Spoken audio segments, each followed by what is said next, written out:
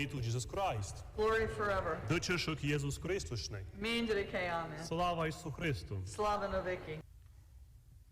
Today, as we gather to reflect upon the Gospel from Luke, we encounter a powerful narrative of transformation, redemption, and the boundless mercy of our Lord Jesus Christ.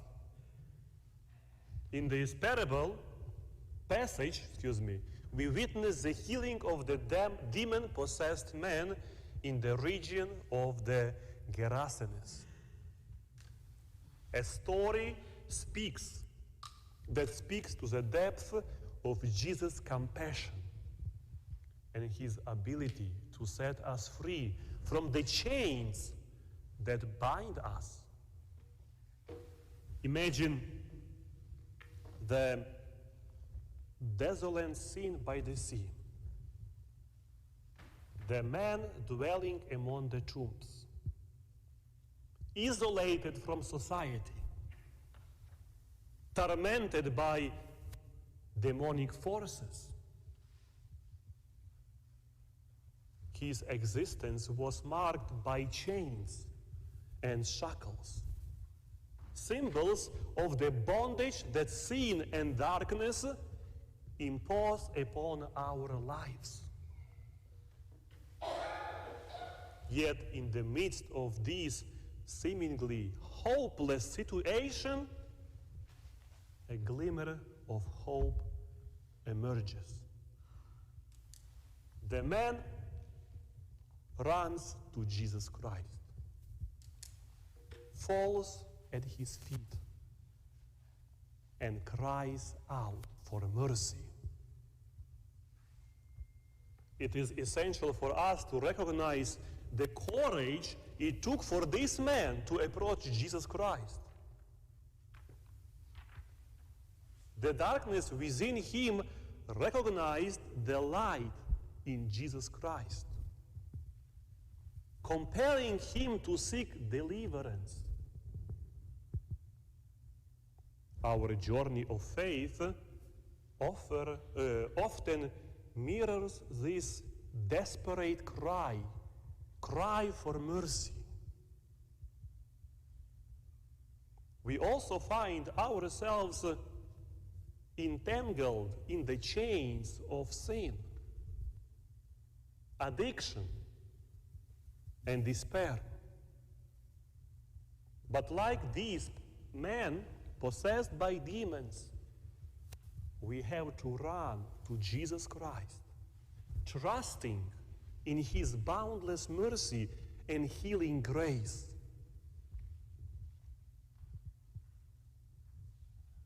The response of Jesus is a testament of his divine authority and compassion. He commands the unclean spirits to leave the man, sending them into the herd of swine. The one possessed man, now liberated, sits at the feet of Jesus Christ, clothed in his right mind. It is a profound image of the transformative power of Jesus Christ to restore what was broken, to bring order to chaos, and to grant us peace.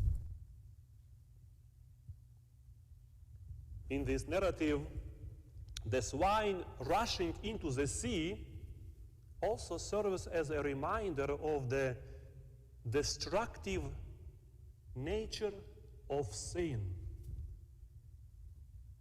The herd, representing the forces of darkness, meets its end in the water, a symbolic act of purification and deliverance. It prompts us to consider the destructive consequences of sin in our own lives and society. as we reflect on today's gospel, let us ask ourselves, what are the chains that bind us? What swine do we need to release into the sea for the sake of our spiritual well-being? Today's gospel challenges us to confront our own demons, to seek healing and liberation in Jesus Christ, and to embrace the transformative power of His mercy. My dear brothers and sisters in Christ, may today's gospel inspire us to approach our Lord Jesus Christ with the same humility and desperation as the man in the tombs. May we find courage to cast off the chains that hinder our relationship with God